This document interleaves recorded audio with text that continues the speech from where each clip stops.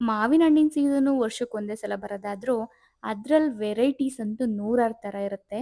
ನಾನಿವತ್ತು ತೋರಿಸ್ಕೊಡ್ತಾ ಇರೋದು ಮಾವಿನ ಹಣ್ಣಿನ ಹೋಳಿಗೆ. ಮಸ್ಟ್ ಟ್ರೈ ರೆಸಿಪಿ ಅಂತಾನೆ ಹೇಳ್ಬೋದು. ನಾನಿಲ್ಲಿ 1 ಹೋಳು ತೆಂಗಿನಕಾಯಿ ತಗೊಂಡು ಅದನ್ನ ಸಣ್ಣಗೆ ಪೌಡರ್ ಮಾಡ್ಕೊಂಡಿದ್ದೀನಿ ಮಿಕ್ಸಿ ಜಾರಲ್ಲಿ.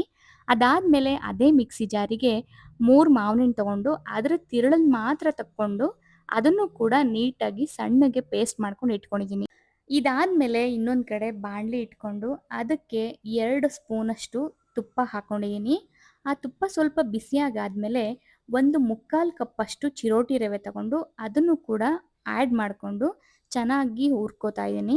ಚಿರೋಟಿ ರವೆ ಸ್ವಲ್ಪ ರೋಸ್ಟ್ ಆಗಾದ್ಮೇಲೆ ರುಬ್ಬಿಟ್ಕೊಂಡಿರೋಂಥ ತೆಂಗಿನ ಪೌಡರ್ ಕೂಡ ಅದಕ್ಕೆ ಹಾಕ್ಕೊಂಡು ಅದನ್ನು ಕೂಡ ರೋಸ್ಟ್ ಮಾಡ್ಕೋತಾ ಇದ್ದೀನಿ. ಇದಾದ್ಮೇಲೆ ಲಾಸ್ಟಿಗೆ ಮಾವಿನ ಹಣ್ಣಿನ ಪೇಸ್ಟನ್ನು ಕೂಡ ಇದಕ್ಕೆ ಆ್ಯಡ್ ಮಾಡಿಕೊಂಡು ಚೆನ್ನಾಗಿ ಬೇಯಿಸ್ಕೋಬೇಕು. ಆಮೇಲೆ 1 ಕಪ್ಪಷ್ಟು ನಾನಿಲ್ಲಿ ಬೆಲ್ಲನ ಹಾಕ್ಕೋತಾ ಇದ್ದೀನಿ. ನಿಮಗೆ ಸ್ವೀಟ್ ಜಾಸ್ತಿ ಬೇಕು ಅಂದರೆ ಜಾಸ್ತಿ ಹಾಕ್ಕೊಳ್ಳಿ. ಬಟ್ ಮಾವಿನ ಹಣ್ಣು ಕೂಡ ಸ್ವೀಟ್ ಆಗಿರೋದ್ರಿಂದ ಬೆಲ್ಲ ಆದಷ್ಟು ಕಮ್ಮಿ ಇದ್ರೂ ನಡೆಯುತ್ತೆ. ನೋಡಿ ಲಾಸ್ಟಿಗೆ ಈ ಥರ ಆಗಿರುತ್ತೆ ಹೂರಣ. ಅದಾದ್ಮೇಲೆ ಸ್ವಲ್ಪ ಏಲಕ್ಕಿ ಪೌಡರ್‌ನ ಕೂಡ ಅದಕ್ಕೆ ಸೇರಿಸ್ಕೊಂಡು ಚೆನ್ನಾಗಿ ಮಿಕ್ಸ್ ಮಾಡ್ಕೊಂಡು ಎತ್ತಿಟ್ಕೊಳ್ಳಿ. ನಾನಿಲ್ಲಿ ಮುಂಚೆನೇ ಮೈದಾ ಹಿಟ್ಟನ್ನ ಕಲಸಿ ಎತ್ತಿಟ್ಕೊಂಡಿದ್ದೆ. ಮಾಮೂಲಿ ಒಬ್ಬಟ್ಟಿಗೆ ಯಾವ ಥರ ಬೇಕೋ ಅದೇ ಥರ ಮಾಡಿಟ್ಕೊಂಡ್ರೆ ಸಾಕು.